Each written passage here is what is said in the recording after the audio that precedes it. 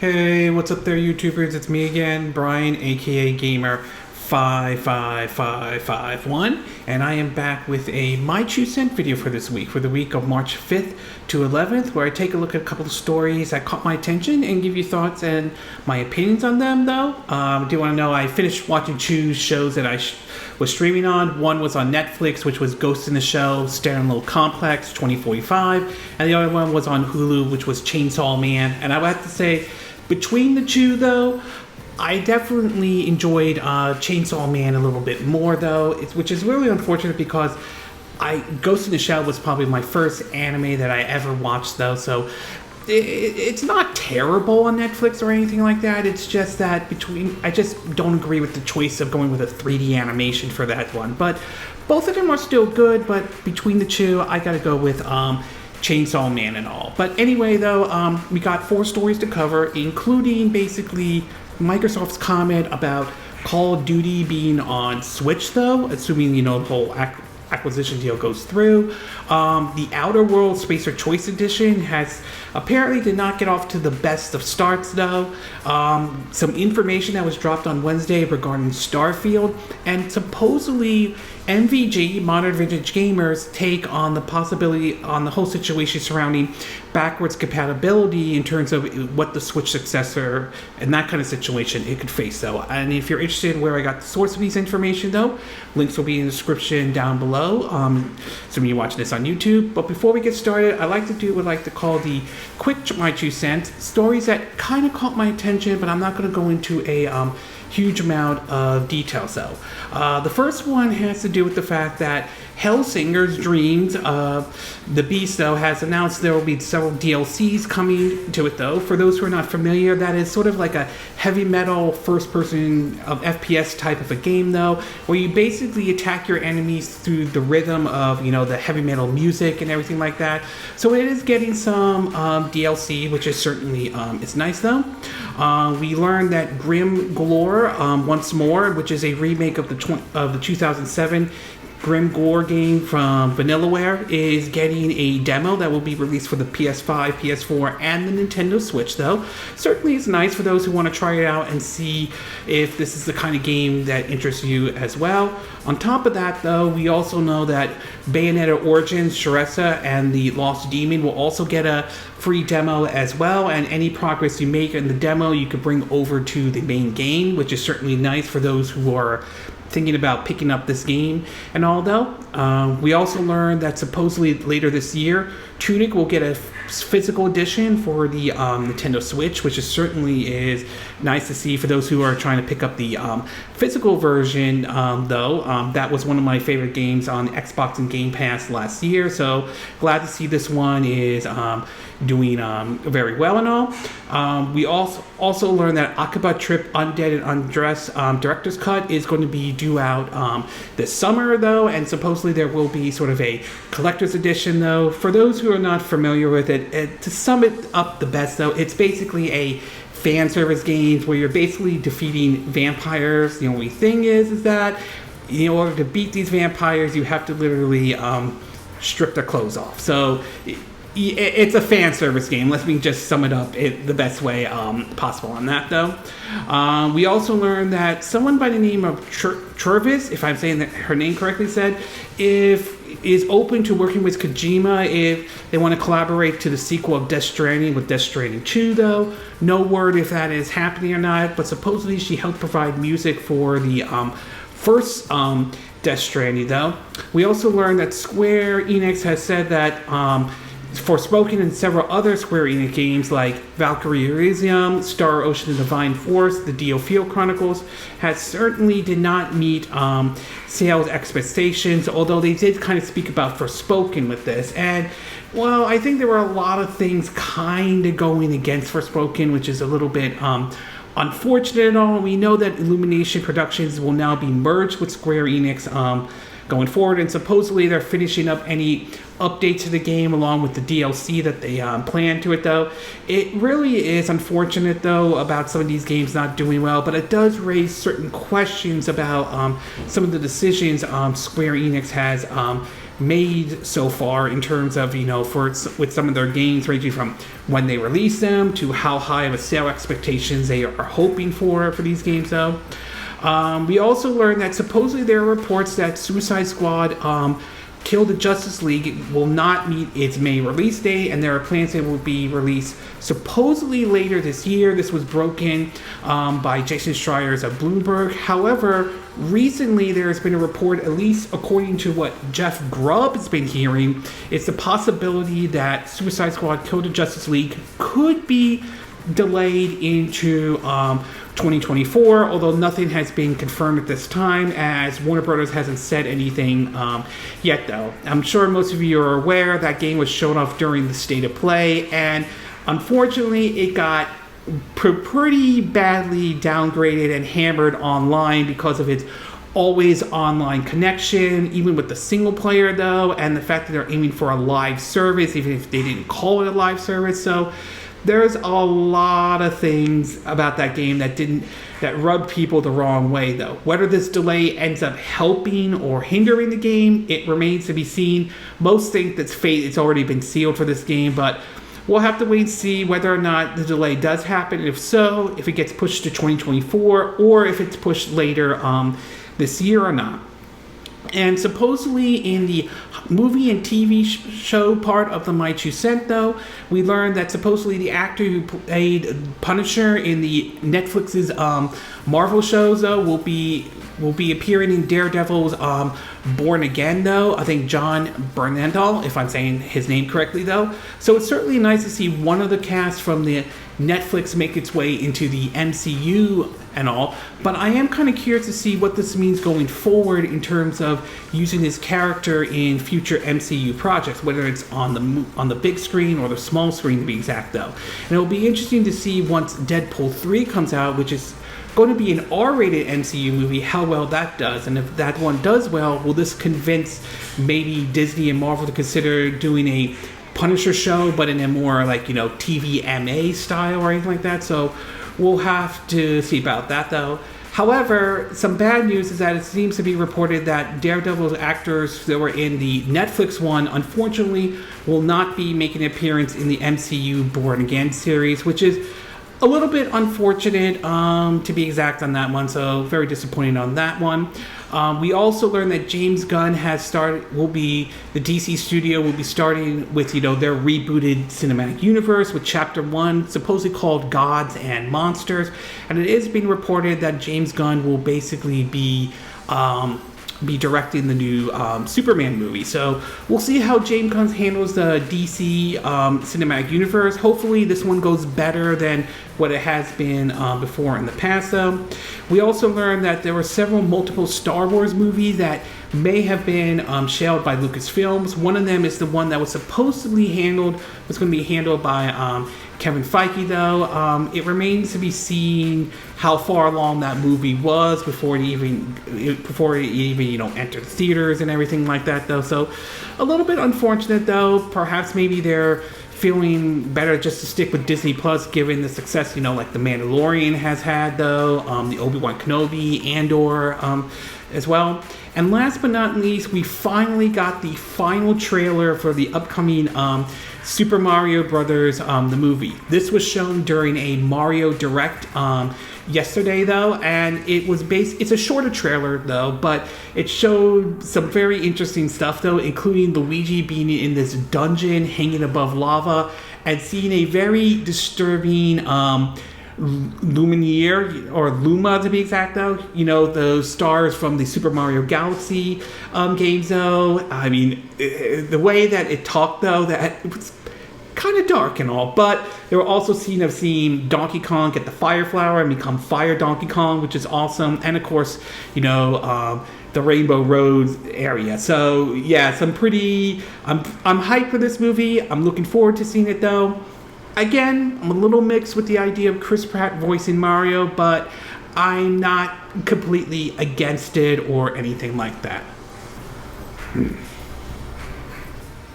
Okay, with the quick My Two Cent part now done, we'll get started with our first story, and this one has to do with the Switch Successor, particularly with basically the terms of backwards compatibility. Now, there have been many talks about what we should expect from like a Nintendo Switch successor, whether it's called a Switch 2 or called something completely different than what Nintendo's going to call it, though. But one of the questions that have kind of popped up here and there, though, have always been sort of the backwards compatibility option, though, as many feel like that's one of the things that Nintendo should at least add to their Switch successor. Otherwise, many feel like it could be a bad thing considering the amount of Switch titles that are out there, though. And it's unclear whether or not Nintendo will stick with the cartridge format that they use for the Switch or something completely different, though. Well, recently, NVG, Modern Vintage Gamer, a game developer who works at Aulx Studio, recently chimed in on the situation and does seem to indicate that Nintendo may be running into some hurdles if they're going to try to basically have, a Switch 2 or basically backwards compatibility for their Switch successor. In an article posted by Video Game Chronicles, it reads that, quote, in a newly published video, NVG digs into the possible components for Nintendo's next console and explains why incompatibility between the new hardware and how current Nintendo Switch software is complicated means that support for the legacy Switch title isn't necessarily given. The Nintendo Switch uses the Tegra X1, a chip developed by NVIDIA that has also powered the NVIDIA Shield Android TV from 2015 to 2018, highlighting the age of the hardware, though. If Nintendo is to move away from the Tegra X1, which we all feel strongly that will probably do, current Switch games won't work on new hardware, that is, without recompelling the games to target that hardware, MVG explains. The developer then posted several solutions for Nintendo could get around this issue, such as software emulation similar to that found within the Xbox Series consoles. Those machines use the Xbox Series X power to emulate virtual Xbox and Xbox 360 consoles in order to play older games, similar to how third-party emulate function on PC. While a Switch 2 could theoretically do this, it would require significant processing power. Even the Steam Deck, though, which is significantly more powerful device than the Nintendo Switch, struggles to emulate some Switch titles. NVG then suggests a solution to NVIDIA, and Nintendo provides chip compatibility for Tegra X1 on their next chips. However, as MVG points out, this is not currently supported and would seem to require a lot of new work. The next suggestion offered is that Nintendo introduce a Tegra X1 chip in every Switch successor, meaning older games can be played without emulation of new software, similar to how the Nintendo GameCube chipset was included into the Nintendo Wii. This issue here is that this would increase the cost of producing the system, and in the case of physical games, would require either the Nintendo Switch cartridge slot or the successor to the Switch will also need to use the same carts. Next gen patch could also be offered, as it's been suggested by a widely circulated rumor that states a patch is currently being worked on for Pokemon Scarlet and Violet in relation to a new piece of Nintendo hardware. What has given this some legitimacy, apologize if I'm not saying the name correctly, it comes from a social media post that correctly revealed information and official names related to the recent announced Pokemon DLC several days ahead of the Pokemon presentation, during which it was announced. Now, granted though, I'm not a game developer. I wouldn't know how to program or create a video game or anything like that. And I'm not outright dismissing what MVG is basically saying. He probably knows way more than I would ever even know. So I'm not going to outright say he's completely wrong on this, though. That being said, however, though, I won't rule out the possibility that I'm sure Nintendo and NVIDIA are looking at different options of how to do that, though, in terms of how to provide some kind of backwards compatibility for the Switch successor. I think it would be a complete and utter mistake if Nintendo decided they were not going to put some kind of backwards compatibility for their Switch successor or anything like that. I think it would alienate a lot of the people that they tried to garnish with the Nintendo Switch, and how many people purchased the Nintendo Switch and all. So I think it would be a big mistake on NVIDIA and Nintendo's part. Do I think they're probably looking at some ideas?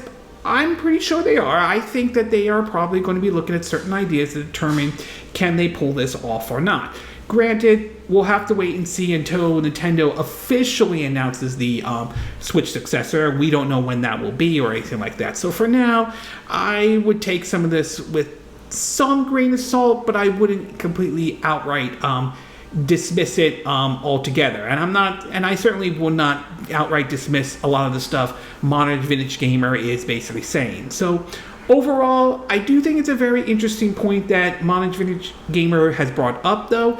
I think that there are certainly some issues that Nintendo and NVIDIA will have to address, but I wouldn't rule out the possibility that Nintendo and NVIDIA are probably looking at their options to see what's the best course of action in terms of backwards compatibility for their successor to the Nintendo Switch and all. Okay, we're going to take a quick break. When we get back, we'll get to part 2, and this one has to do with Starfield, which some pretty interesting information was dropped on Wednesday regarding not only the time of their direct for it, though, but supposedly another release date for the game, though. So we'll take a quick break, and we will be right back.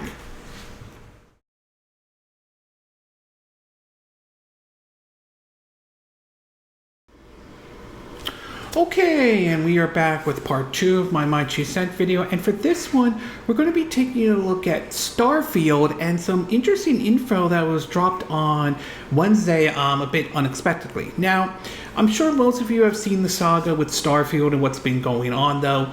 Originally, the game was supposed to come out in 2022 in November, though, but they decided to delay and push that game into 2023, though. And there were many reports speculating that one of many reasons, not the only reason, was the last thing they wanted to do was create another Cyberpunk 2077 type situation when that game launched back in around December in 2020, though. Well, recently, though, we do now know that basically Bethesda came out talking about not only the release date, but the fact that it will be getting its own direct, which will happen around the Xbox or Microsoft Bethesda showcase, though. In several articles, one from Pure Xbox and one from GameSpot, though, it reads that, quote, Xbox and Bethesda has officially announced that Starfield will release on September 6, 2023 for the PC and Xbox Series X and S. It was previously stated to release during the first half of 2023. In an updated video, game director Todd Howard confirmed that more details of the game will be revealed in a Starfield Direct presentation on June 11th. The game has many of the hallmarks that you expect from us, but it's also a very unique experience, Howard said, though. Starfield was absent from the January 25th Developers Direct, though, as Microsoft didn't want it to overshadow the other announcements that day, which it kind of makes sense to a certain degree.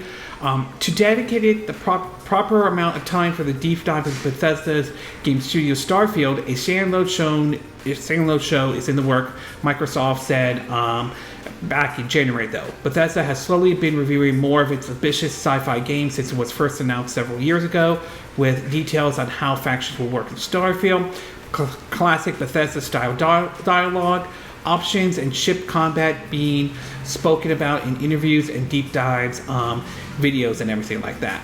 And meanwhile, over on Pure Xbox, they announced that basically that the that their event, though, will take its, or what they are saying that, quote, it's been confirmed today as part of the announcement of a Starfield Developers Direct on June 11th, that the Xbox Game Showcase will also take place on that same day, with the Starfield portion coming after the main event. This is the annual E3 style show that Xbox and Bethesda always provides for us, and we're hoping that we might get a glimpse of a lot of upcoming games, including Forza Motorsports, Hellblade 2, and Evolve during the event, though. For now, Microsoft has yet to confirm an official start time or any other details about the Xbox Game Showcase for 2023, but we'll hopefully find out at this very soon. Keep in mind that June 11th is a Sunday, though. So to finally get a actual date for their presentation of this, it certainly is very good indeed. And the fact that it's going to take place after the Xbox Showcase, it certainly is nice, though. While a lot of us are hoping for certain games to be announced during the Xbox Showcase, such as Evolve, Hellblade 2, Forza Motorsport, or any other maybe shadow drop surprises like we saw with Hi-Fi Rush or anything like that, a lot of folks will be tuning into the Starfield Direct and everything like that. And that's certainly one I want to keep an eye out, though, because I want to see what they show up with the Starfield Direct, though. What has changed from what we originally saw last year in terms of gameplay, though? Has there been any improvement, especially with the frame rate? Will there be a performance mode or like a graphic mode for basically Starfield and anything like that? And of course, how does the game look running on either the Xbox Series X or S, since I own an Xbox Series S? And I'm sure there are those who want to know how does the game look and run on the PC, and particularly what is the minimum and maximum requirement to run Starfield on your PC as well. So I think there are still a lot of questions about basically this one, though. As far as the release date go, we now know that the game is aiming for basically, supposedly according to them, September 6th, 2023. So obviously it will not be released in the first half of 2023. It looks like it's going to be aiming for the holidays, though. Now, there are some out there that are disappointed in that in terms of the fact that they have to wait until September to play it, though. And to some extent, I kind of can understand why some folks are disappointed with this announcement. And I don't completely disagree with it, though. But this can be kind of both a good and a bad thing in a way, though. On one hand, delaying the game isn't necessarily a bad thing. It does give the developers a bit more time to iron out what they need to iron out, and hopefully this extra delay will pay off for basically giving Bethesda the opportunity to launch the game in a good state, though. Granted, Bethesda has a history of releasing buggy games and all that stuff, but I'm hoping the extra time ultimately pays off and they can launch it in a very good state and not the kind of situation we saw with Fallout 76, though. I mean, I remember back in 1997, the original Banjo-Kazooie was supposed to come out that year, but Rare and Nintendo delayed that into basically 1998. I think it was either like spring or summer when they decided to release that game for the Nintendo 64. On the other hand, we have seen cases where some games have been delayed for a long time, and the results don't always pan out as well, though. Good examples are games like Alien Colonial Marines or Duke Nukem Forever, though, or what we saw with Cyberpunk 2077 when that game launched. And of course, there have been games that have been stuck in development hell for so long, like Ubisoft's Skulls and Bones, and of course Beyond Good and Evil. So it could go both ways, though. I'm hoping that that this delay pays off for Starfield and that it basically we get a polished and good game from them and all. So we'll have to wait and see. We'll have to wait and see what they show on June 11th in terms of the Starfield Direct. So overall, it's nice we have supposedly a concrete release date for Starfield, though. Yes, we're going to have to wait a bit longer for this game, though, probably in September, though. And assuming they hit the launch date, hopefully the wait is well worth it. As far as the showcase goes, like I said, I want to see how the game is going to look on the Xbox Series X and S. Like I said, I have an Xbox Series S, and of course on PC for those who are interested in picking up the PC version, though. Okay, we're going to take a quick break, and when we get back, we'll get to part 3, and this one has to do with the Outer Worlds Spacer Choice Edition, and apparently it is not getting off to the best of starts. So we'll take a quick break, and we will be right back.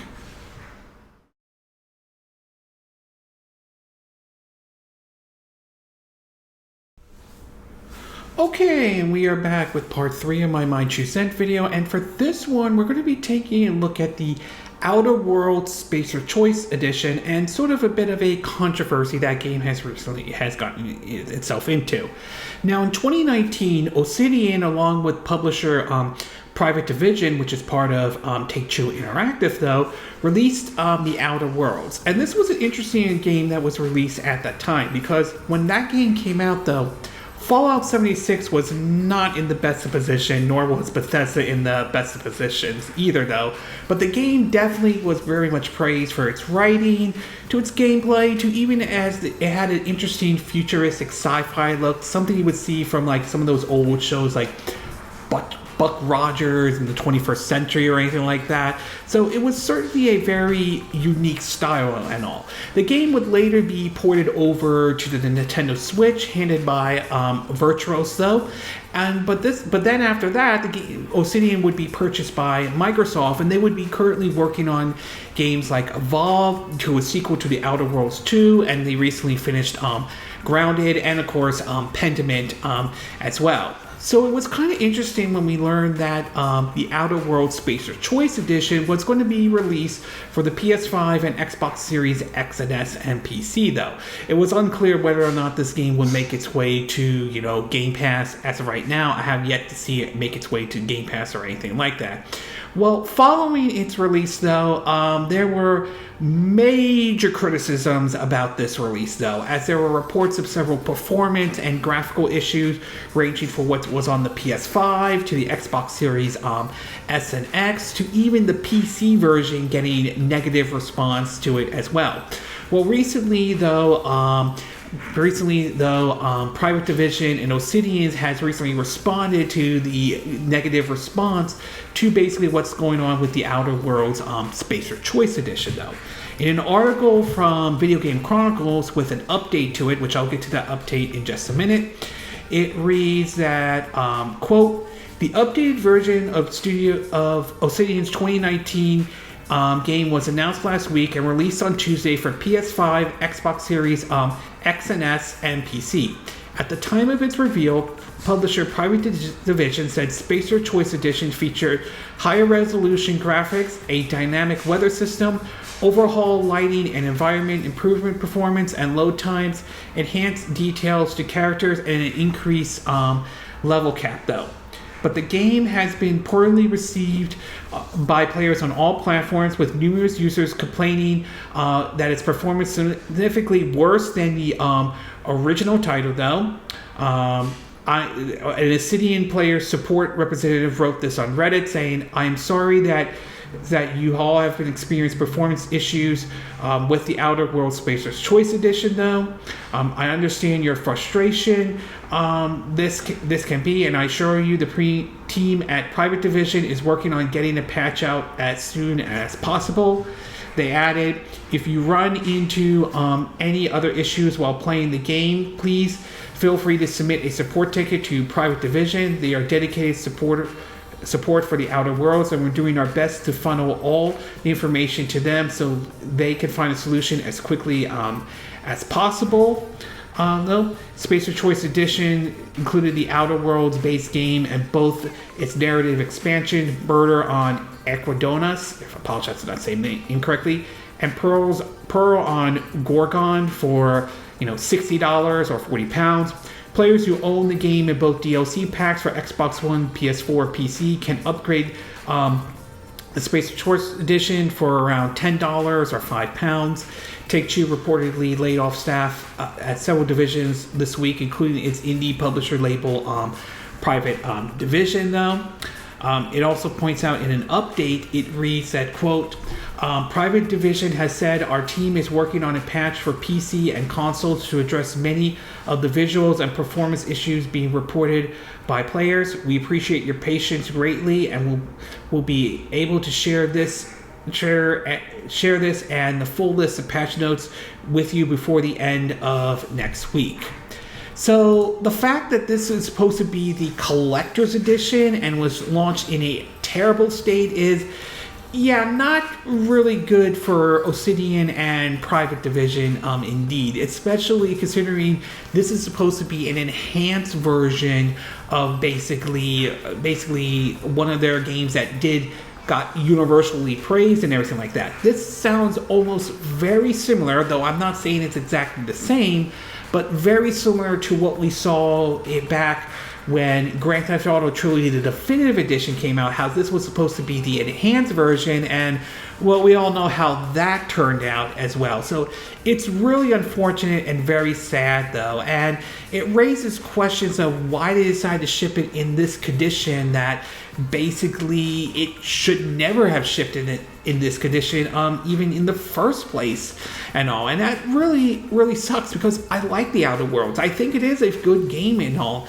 that. It's basically Fallout in space, and that's not necessarily a bad thing. And to see it launch in this kind of condition is very, very sad, though. Not to mention, we're now seeing PS5 players are calling for refunds because of what has happened, though. And this wouldn't be the first time, though. Remember, we saw what happened with Cyberpunk 2077 when that game launched and all. So, not a great sign for Private Division and Obsidian as well. This game should never have shipped in the condition that it already is in, though, and it will be interesting if this fixes a lot of problems and basically undo some of the damage the Outer Worlds Spacer Choice Edition has done.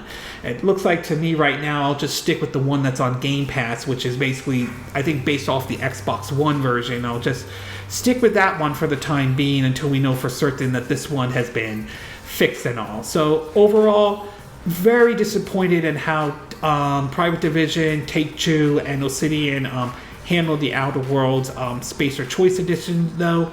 That game should never have been handled like that in any way possible. It's really a shame, because the Outer Worlds is a fun game, though. I really enjoyed it when it came out in 2019. I also enjoyed it when it came out to the Switch, even though it had its flaws, though. And I'm certainly looking forward to the sequel, The Outer Worlds 2, whenever that comes out, though. It's just really, really sad, basically, how the Outer Worlds were basically handled, particularly the Spacer's Choice Edition.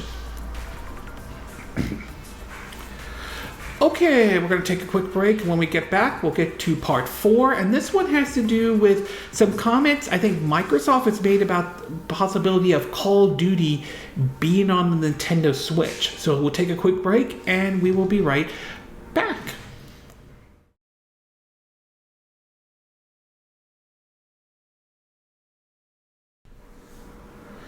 Okay, and we are back with our fourth and final part of our My 2 Cent video for this week. And for this one, we're going to be taking a look at an interesting comment Microsoft has made about Call of Duty being on, say, the Nintendo Switch. Now, as most of you are probably aware of and have seen headlines after headlines or after headlines, though, Microsoft is in the process of basically trying to purchase Activision Blizzard for about $68 billion, though. This has certainly got the attention of regulators, and currently regulators are looking at the deal right now, from the CMA to the FTC to even the EU, although there are reports, supposedly Reuters, making the claim that the EU seems to be more open to supporting this deal and all. And as some of you may have also been aware of, Microsoft has recently sort of reached out to sign basically a 10-year deal or so forth to have COD appear on other systems. They did this with NVIDIA, and of course they also recently did it with Nintendo, announcing that they are plans to bring Call of Duty to the Nintendo platform and all. As of right now, Sony has not yet signed on to this deal or anything like that, and Supposedly, there are some basically reports that they are fighting as tooth and nail to try to prevent this from this deal from happening. Although many are making the claim that one of the reasons Sony's doing it is to try to get a better deal out of getting Call of Duty onto the PlayStation and all. But in either case, though, the 10-year deal with Nintendo is sort of interesting in a way, considering the fact that the Switch, up to this point, since the system was released back in 2017, has not had a single Call of Duty game on its system. Now, past Nintendo systems have had. The GameCube has had basically Call of Duty games on its system. The Wii has had Call of Duty games on its system. And even the Wii U and even the Nintendo DS itself has had Call of Duty games on its system as well. So it's sort of interesting to see why, Activision Blizzard never even tried to bring Call of Duty to the Nintendo Switch, despite the Switch's popularity and all. But recently, Microsoft has made some interesting claims about basically how they believe that they could get not only Call of Duty running on the Switch, but also Call of Duty Warzone, the Battle Royale, type of game, in line with, other Battle Royales like Fortnite or PlayerUnknown's Battleground or anything like that. In an article from Video Game Chronicles, it reads that, quote, last month, Microsoft signed a binding 10-year legal agreement to bring Call of Duty to Nintendo platforms, including full features and content parity with Xbox. This led to speculations of how the company will implement the titles on the aging Switch hardware, especially considering to that date no Call of Duty game has been released for it. It's been suggested that cloud streaming could be a solution, or that maybe the deal was in relation to Switch Successor. However, a newly published response to the UK regular remedies noticed Microsoft's claims it's confident it would be able to make games like Modern Warfare 2 run natively on the platform, though. Microsoft's claims that because Warzone supports PC hardware with GPU cards that were released as far back as 2015, there's no reason it couldn't optimize the 200-player Battle Royale work on Nintendo Switch. The Activision development team has a long history of optimizing games' performance for available hardware capability, it wrote. Microsoft goes on to claim that since the game engine that powers Warzone is mature and has been optimized to run on a wide range of hardware devices, ranging from the Xbox One console in 2015 up to the Xbox Series X, it can alter to run on the Nintendo Switch, which was released in 2017. However, this is a clear error since the original Xbox One was released in 2013, not 2015, arguably straightening Microsoft's point.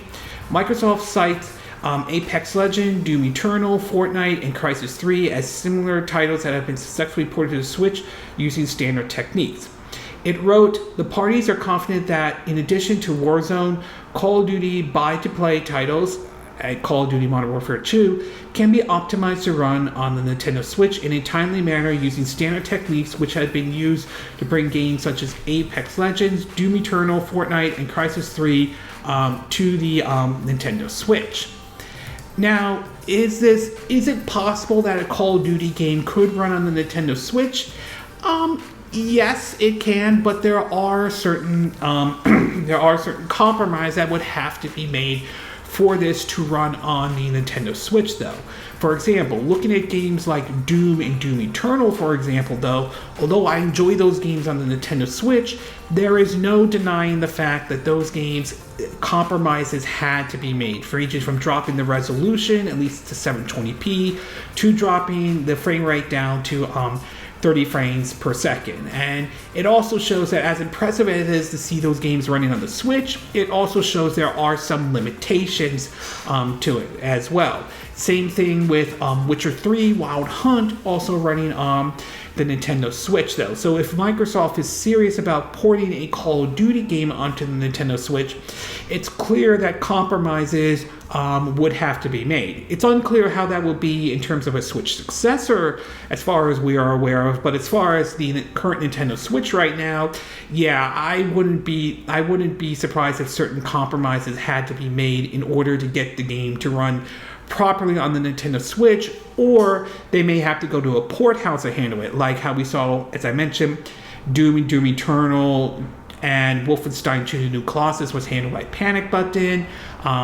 Witcher 3 Wild Hunt was handled by Saber Interactive, or even say a studio like Iron Galaxy that handled that did Diablo 3 and Skyrim on the Nintendo Switch, to Virtuos that did Dark Souls Remaster on the Nintendo Switch, to the BioShock and of course XCOM 2 on the Nintendo Switch though. So there are ways they could look in terms of if they want to bring a mainline Call of Duty to the Nintendo Switch.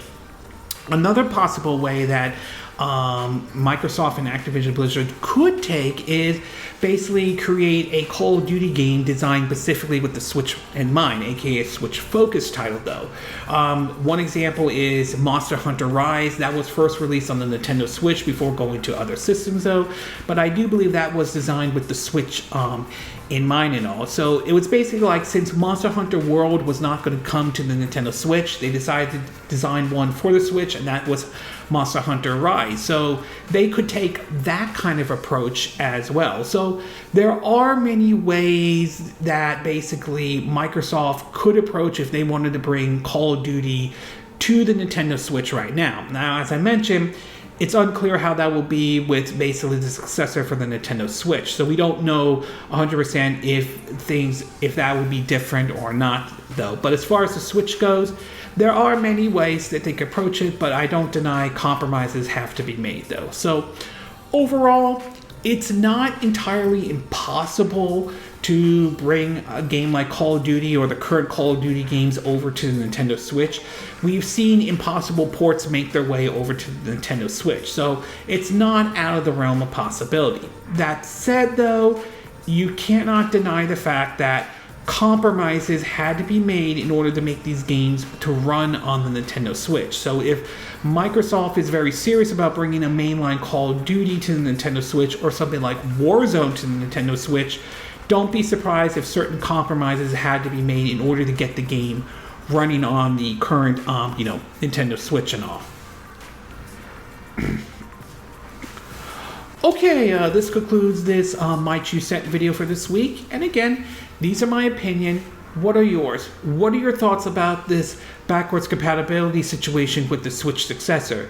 Do you think Bondage Vintage Gamer has a point to it, what he said though? Do you think it's possible that Nintendo and Nvidia could be working something out to try to get backwards compatibility working on the Switch successor in some case and in some form though? What are your thoughts about the release date and direct date for the upcoming Bethesda Microsoft game Starfield though? Are you a little bit disappointed that the game's now been pushed to September? Or are you not disappointed? Do you think that's a good thing or a bad thing though? And what are your thoughts about the date for the Starfield Direct though? Are you looking forward to that date to watch the Starfield Direct? Are there things you would like to see them announce during the Starfield Direct though?